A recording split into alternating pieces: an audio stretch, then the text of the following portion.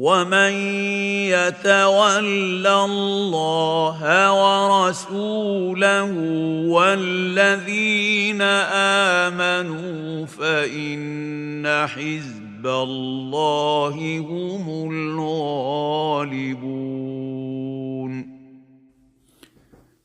بسم الله الرحمن الرحيم. الحمد لله والصلاة والسلام على رسول الله صلى الله عليه وسلم وعلى آله وصحبه أجمعين. اما بعد، در درس چهارم هستیم از کتاب الدلائل فی حکم موالات اهل الاشراک.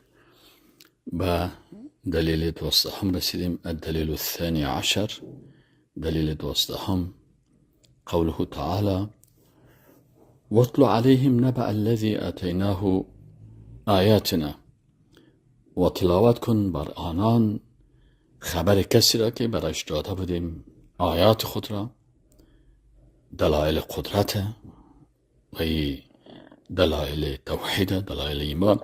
پسی مؤمن بود و موحد بود و عقیده داشت و حتی بعضی از مسائل زیادی را عالم بسیار بزرگی بود. فانسلخ منها، پس ای از تمام ازی کشیده شد. فاتبعه الشیطان، پس ای شیطان تعقیب کرد. فکان من الغاوین، پس ای از جمله سرکشا بود. و هذه الآیه نزلت فی رجل عالم عابد فی زمان بنی اسرائیل. میگه این آیت قرآن نازل شده درباره یک شخصی که عالم بود و عابد بود که بسیار عبادت میکرد در عصر بنی اسرائیل. یقال له بلعام، که برزی بلعام باعور میگفتن. و کان یعلم الاسم الاعظم، میگه ای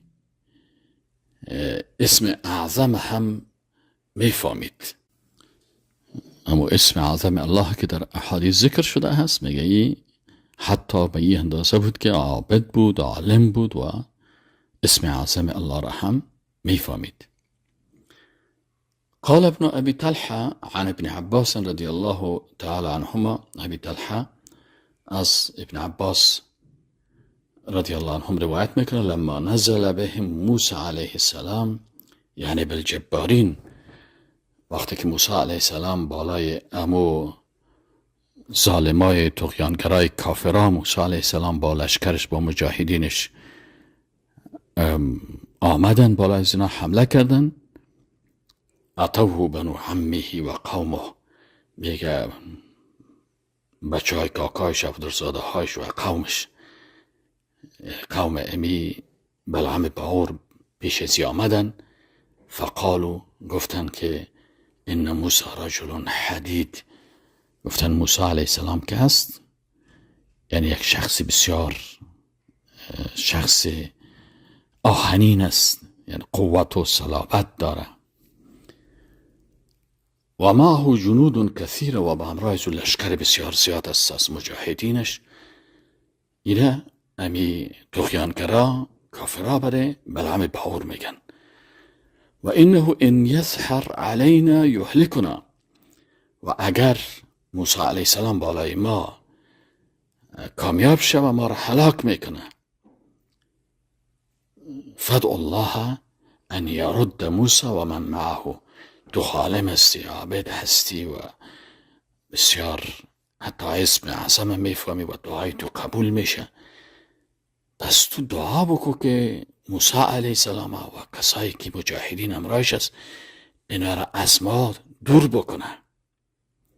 قال ای بلعم باعور میگه گفت که انی ان دعوت الله، میگه اگر من این قسم دعا بکنم به ضد پیغمبر الله و به ضد مجاهدین اسلام، ذهب دنیای و آخرتی، دنیا و آخرت من از بین میره.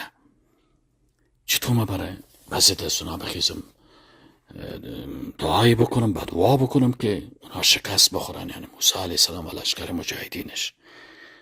اگر این کار ما بکنم، خب با وجود اینکه که عالم هستم، عابد هستم، این دنیا و آخرت ما از بین میره. عبدالله بن عباس میگه فلم یزالو به حتی دعا علیهم، میگه اینا دوامدار ایره اما تو درخواست میکردن که تو قوم ما هستی و تو عبدالزاده ما هستی و تو بچه کاکای ما هستی و تو از نسب ما هستی و از زبان ما هستی و ما و شما یک قوم هستیم و ما و شما چطور هستیم. ایره میخواستیم میگن دوامدار ایره چی میکردن؟ شلگی میکردن تا ای که دعا علیهم به ضد موسی علیه السلام و مجاهدینش دعا کرد. فسلخه الله مما کان علیه، الله ایره بیرون کرد. سلخ چی رو میگه؟ امی پوست حیوانه که میکشن ایره میگه سلخه. اما در معنویات یعنی الله متعال امی ایمان ازیر از پیش ازی گرفت. نعوذ بالله. اللهم انی اعوذ بک من ذلك. رسول الله صلی الله علیه و آله که اللهم لا تجعل مصیبتنا فی دیننا، یا الله مصیبت ما را در دین ما نگردان. بنان ای بلعم باور مصیبتش در دینش بود. الله سبحانه و تعالی ایمان ازیر گرفت. عالم بود، فهمیده بود، دانشمند بود، عابد بود، ولی با ضد پیغمبر الله و به ضد مجاهدین الله صدا بلند کرد. الله غضبش سرش نازل شد و ایمان ازیره کل چیز از پیش ازیر. فذلك قوله تعالی فانسلخ منه، امی آیت قرآن امیره میگه فانسلخ منها فاتبعه شیطان فکان من الغاوین.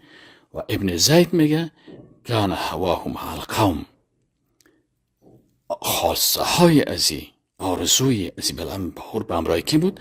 به امرای قومش بود، به امرای موسی علیه السلام و مجاهدینش نبود. یعنی الذین ای امرای کسی قلبش بود که آرزوش و هوا و خواهشاتش به امرای قومش بود. و کسانی که حاربوا موسی علیه السلام و قومه، و کسانی که با موسی علیه السلام و قومش و لشکرش اینا جنگیدن، یعنی قلب ازی به امرای کی بود؟ به امرای طواغیت بود. این بسیار خطرناک است که کسی عالم باشه، با تقوا باشه، عابد باشه، عبادت بکنه و از هر چیز با خبر باشه، لکن قلبش به امرای اهل باطل باشه، قلبش به امرای طاغوت ها باشه و باز بخیزه دفاع از طواغیت بکنه و به ضد مسلمان ها سخن بگویه و یا به ضد مسلمان ها حتی بخیزه دعا بکنه. این غضب الله رسیگو. فذكر تعالی امر هذا المنسلخ من آیات الله، امر ازی که از آیات الله ای کشانده شد، تمام چیز از پیشش گرفته شد، بعدا اعطاه الله ایها، بعد ازی که الله برش همه ای خوبی ها را داده بود، ایمان برش داده بود، توفیق به عبادت برش داده بود، حتی اسم اعظم برش تعلیم داده بود، لکن الله متعال همه چیز از پیشش گرفت و عرفها و صار من اهلها، که بعد از اینکه الله همه چیز برای استناد کرده بود، بعدا اعطاه الله ایاها که الله برش آیات الله را داده بود و عرفها برای ایره معرفی کرده بود و صار من اهلها از اهل اسلام شده بود. ثم انسلخ منها، بعد از کشانده شد، ای ترک العمل بها، ترکت عمل به کتاب الله و ذکر فی انسلاخه منها ما معناه، در معنای انسلاخ چی میگه؟ انه مظاهرة المشرکین و معاونتهم برأیه.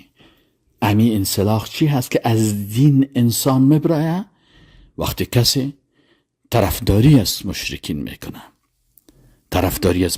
میکنه، و عون و کمک میکنه مشرکین برأیه، این عالم است با فکر خود، با اندیشه خود، با تبلیغ خود، با زبان خود از مشرکین و از کفار چی میکنه؟ دفاع میکنه. و دعا علی موسی علیه السلام، و دعا کردن به ضد موسی علیه السلام و من معه و کسانی که امرایش بودن از مجاهدین، ان یردهم الله عن قومه، که الله اینا را از قومش رد بکنه، یعنی اونا شکست بخورن. چرا دعا را کرد؟ خوفا علی قومه و شفقتا علیهم، به خاطر ترسیدن بالای قومش و شفقت بالای قومش، مع کونه یعرف الحق، با وجود ازی که شخص بلهم باور حق میفهمید و یقطع به، خب قاطعانه میفهمید که حق است و یتکلم به و با حق سخن میگفت و یشهد به، به این شهادت میداد و یتعبد عبادت میکرد، ولکن صده عن العمل به متابعت قومه، مانع شد از عمل به حکم الله. چی؟ متابعت قوم و عشیره و هوا خواسته های نفسیش و اخلاده الى الارض که همیشه در زمین باشه. فکان هذا انسلاخا من آیات الله، این انسلاخ بود، کشیدن از آیات الله بود. و هذا هو الواقع من هؤلاء المرتدین، این حالت این مرتدین هست و اعظم بزرگتر از این. فإن الله تعالى أعطاهم آياته التي فيها الأمر بتوحيده. الله بر از اینا آیات خدا داده هست که در آیات امر به توحید الله هست و دعوته وحده لا شریک له و دعوت الله به یگانگی که به او شریک نباشه و نهی عن الشرک به و منع از شرک به او و دعوت غیرش و الامر بموالات المؤمنین و محبت و نصرت و الاحتسام بحبل الله جمیعا. این چی شد؟ و الکون مع المؤمنین، ای که اینا باید چی باشن؟ و الامر برشان الله امر کرده است. ببینین برای مرتدای عصر امروز میگه که الله بر از اینا همه چیز داده، همه آیات داده، امر کرده است که شما با مؤمنین موالات بکنین، محبت با مؤمنین بکنین، نصرت مؤمنین بکنین، موحدین بکنین و اعتصام به حبل الله داشته باشین، به قرآن و به رسمان الله شما جنگ بزنین و الکون مع المؤمنین، به امرای مؤمنا باشین و الامر به معادات المشرکین، و برشان امر شده که دشمنی با مشرکین بکنین و بغض بکنین و با مشرکین جهاد بکنین و فراقهم از اینا جدایی بکنین و الامر به هدم الاوثان، که این بتها را شما بشکنین، از بین ببرین و ازالت القحاب واللواط والمنکرات و دیگه این فحشا و اماکن زنا و لواط و منکرات یا را از بین ببرین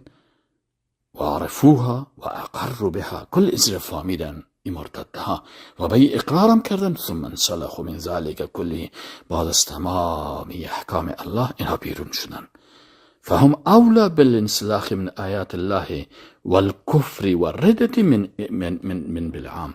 میگه اینا در اولویت قرار دادن به ای که اینا کشانده شوند از آیات الله، دین الله از اینا گرفته شود و اینا در اولویت قرار دارن که کافر شوند و مرتد شوند نسبت به کفر و انسلاخ و مرتد شدن بلعم باعور او هم مثله، یا ایشان مثل از اونها و همین قسم باشن.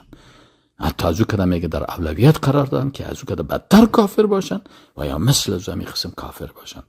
الدلیل الثالث عشر، دلیل 13 قوله تعالی، الله متعال میگه ولا ترکنوا الى الذين ظلموا، شما اعتماد نکنین بالای کسانی که ظالم شدین، فتمسکم النار، باز شما را مس میکنه آتش دوزخ و ما لکم من دون الله من اولیاء، بر شما نیست بغیر از الله اولیاء و دوستان، ثم لا تنصرون، باز او صورت بر شما دوستی بغیر از الله نمی باشه، ثم لا تنصرون، بر شما نصرت هم نمیشه.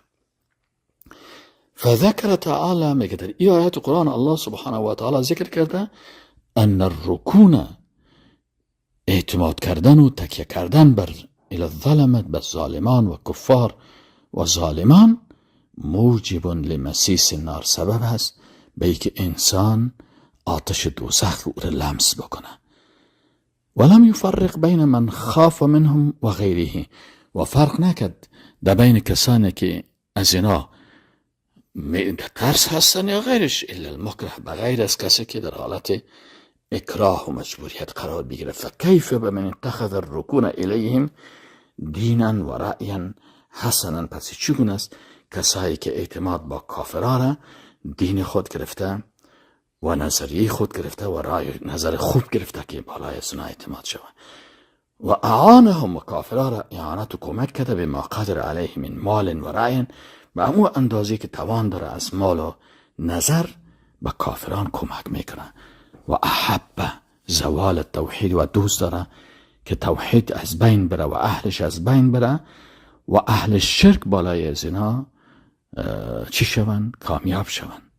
فإن هذا من اعظم الكفر والركون، ای از بزرگترین کفر و رکون هست. و السلام علیکم و رحمت الله.